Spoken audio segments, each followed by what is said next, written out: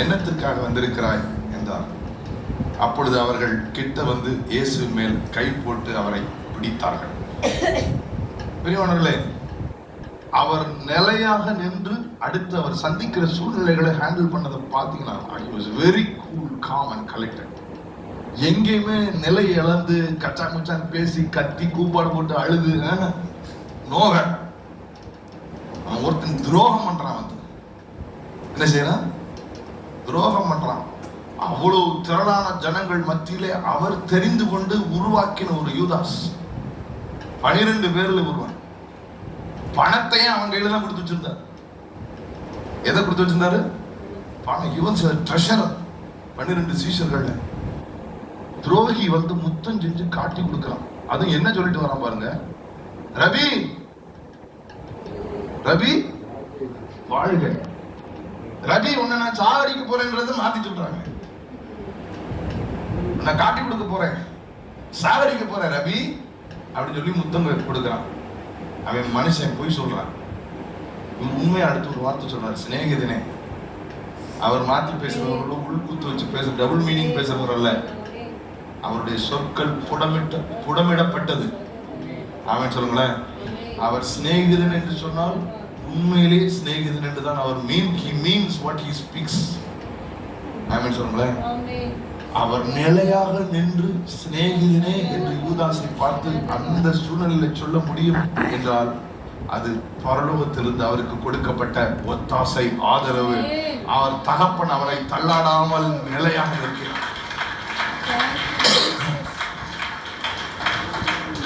If you can pray, you can stand strong.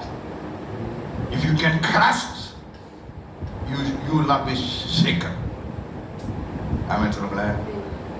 பாரத்தை அவர் மேல வச்சா பிரச்சனை மத்தியில நிலையா நிக்கலாம். பாரத்தை மேல வைக்காம இருந்தா பாரத்தை சுமக்க முடியாமலே நம்ம கச்சா முச்சான்னு நிலை குலைஞ்சு அசிங்கமாயிரும். அப்படிப்பட்ட அசிங்கம் ஆயிருக்கீங்களா? எத்தனை பேர் அப்படி ஆயிருக்கீங்க? நீங்க ஆயிருக்க மாட்டீங்க. நான் பயங்கரமா இருக்கேன். ஹேண்டில் பண்ண முடியாம, சரியா ஜெபமும் பண்ணாம, அந்த பிரஷர்ல இதை நான் தான் சரி பண்ணணும், நான் தான் சரி பண்ணணும்னு அசிங்கம் அலங்கோலமா இருக்கு. ஹேண்டில் பண்ண முடியலன்னா நிதானிச்சு உடனே ஓடி போய் வழக்கத்துக்கு ஏதுவான அந்த இடத்துல போய் ஆண்டவர்கிட்ட என்னால முடியல ஆண்டவரே, நீங்க தான் எனக்காக யாவும் செய்து முடிக்கும் என் தேவன் மீறி இருக்க பயனே இல்லை.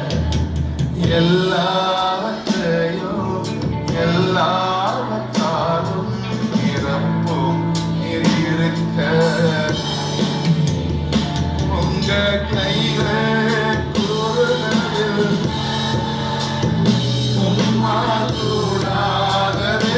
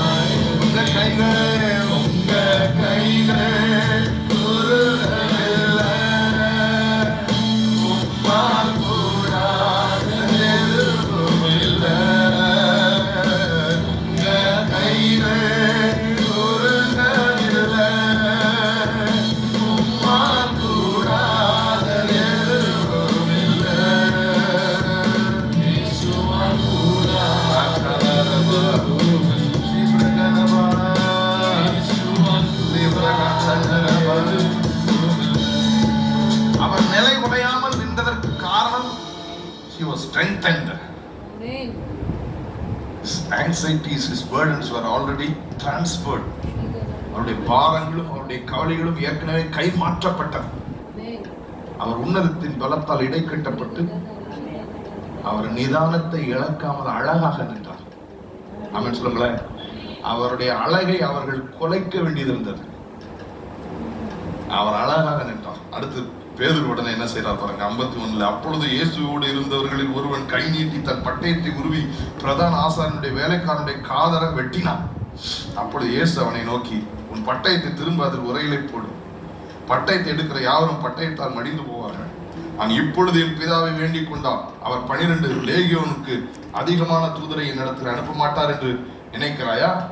இப்போ நான் ஜெபம் நான் வராதா சொல்லிட்டு அடுத்து சொல்றாரு, அப்படி செய்வேனானால் இவ்விதமாய் சம்பவிக்க வேண்டும் என்கிற வேத வாக்கியங்கள் எப்படி நிறைவேறும்? சித்தத்தில் தெளிவா நிற்கிறார். ஆண்டவரை நம்மளா இருந்தா நானும் என்ன செஞ்சிருப்பேன்னு எனக்கு தெரியும். என்ன ஆண்டவர் எப்படி விட்டீங்க, என்னை கை விட்டீங்களே, அழைத்தவர் உண்மையுள்ளவர்கள்லாம் சொன்னனே, எனக்கே எப்படி நடக்கும்? அவர் நிதானமாக ஏற்கனவே என்னை குறித்து எழுதப்பட்டவர்கள் நிறைவேறி கொண்டிருக்கிறது. Don't come in between. என்னால ஜெபம் பண்ணி வாங்க முடியாதா?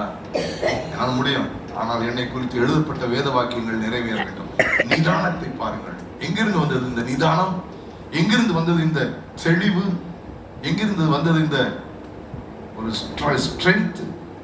அவர் ஜெபித்தார். ஆண்டவர் சமூகத்தில் ஆமென் சொல்லுங்களேன். ஹல்லேலூயா. இந்த காலையில நான் இந்த சம்பவம், இந்த வார்த்தைகளை நினைத்து கொண்டிருக்கும் பொழுது எனக்கு கில்பர்ட் அண்ணனும் ரெனிமாக்கா வந்து ஞாபகத்துக்கு வந்தாங்க. அவங்க ஒரு சவாலான பாதையில் போகும் பொழுது அவருடைய மகளை இழந்து அவர்களுக்கு ஆறுதல் சொல்ல எனக்கே தைரியம் இல்லை. அந்த ஞாயிற்றுக்கிழமை என்னால் மறக்க முடியாது. முதல்ல என்னை வர வேண்டாம்னு சொல்லிட்டாங்க. இல்லை வேலை அவங்ககிட்ட போய் என்ன ஆறுதல் சொல்றதுன்னு யோசிச்சுட்டு அப்போ 2 ஆராதனை முடிச்சு உங்களுக்காக வெயிட் பண்ணுறாங்க. மாமாட்டாங்க போயிட்டு எனக்கு அவங்களை பார்க்கறதுக்கே ஸ்ட்ரென்த் இல்லை. ஒத்தைக்கு ஒரு மக பத்து அவளை பறி கொடுத்துட்டு பரிதாபமாக நின்றுட்டு இருந்தாங்க. அந்த சூழ்நிலையில் அவர்களை பார்த்து பேசுறதுக்கே எனக்கு தைரியம் இல்லை. என்ன சொல்ல முடியும் அப்படிப்பட்ட பெற்றோருக்கு என்று. ஆனால் பாருங்கள், மறுரூபம் என்றால் அதுதான் மறுரூபம். ஆண்டவரிடத்துல பாரத்தை வைத்து வைத்து ஒரு சீசன்ல அண்ணன் பேசினா கில்பர்ட் சொல்லுவாங்க, எனக்கு உள்ள நான் விட மாட்டேன், எனக்கு ஆத்திரம் தீர மாட்டேங்குது, அவங்கள ஒண்ணும் இல்லாம பண்ணாம நான் விட மாட்டேன்னு சொல்லிட்டு இருந்தவர் இன்னைக்கு குடும்பமா கர்த்தருக்கு ஊழியம் செய்து கொண்டிருக்கிறார்கள். கர்த்தர் மேல் பாரத்தை வைத்தால் அந்த சாயலுக்கு ஒப்பாக உருமாற்றி இருக்கிறார். அவங்க செஞ்சதுக்கு நானும் பதிலுக்கு செய்வேன்றது அல்லங்க சக்சஸ். அவர்கள் செய்தார்கள், ஆனால் எனக்காக என் ஆண்டவர் எல்லாவற்றையும் பார்த்துக் கொள்வார் என்று அர்ப்பணித்து குமாரனின் சாயலுக்கு ஒப்பாக மறுரூபப்படும்படி அர்ப்பணிப்பதுதான் உங்கள் அழைப்பை நிறைவேற்றுவது. ஆமென்.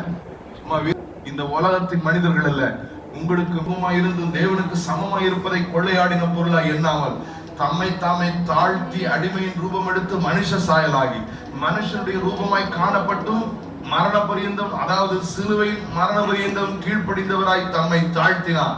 ஆதலால் எல்லாவற்றுக்கும் மேலாக அவரை உயர்த்தி வானோர் பூதலத்தோர் பூமியின் கீழானோர் முழங்கால்கள் முடங்கும்படி எல்லா நாமங்களுக்கும் மேலான நாமத்தை அவருக்கு தந்தருளினார். யுத்தம் நம்ம செய்ய வேண்டியதில்லை. ஒவ்வொரு கிறிஸ்துவ பிள்ளைக்கும் ஒவ்வொரு விசுவாச பிள்ளைக்கும் உங்களுக்காக யுத்தம் செய்ய ஒரு கர்த்தர் இருக்கிறார். நீங்கள் அவர் மேல் பாரத்தை வைத்துவிட்டு எனக்காக யாவையும் செய்து முடிப்பார் என்று.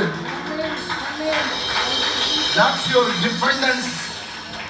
That's the way you trust. That's your prayer life. இன்னைக்கு அவர்களை பார்க்கும் பொழுது அந்த மறுரூபம் தான் சக்சஸ். அந்த மறுரூபம் எப்படி வந்தது, எங்கிருந்து வந்தது? சமயம் கிடைக்கும் போதெல்லாம்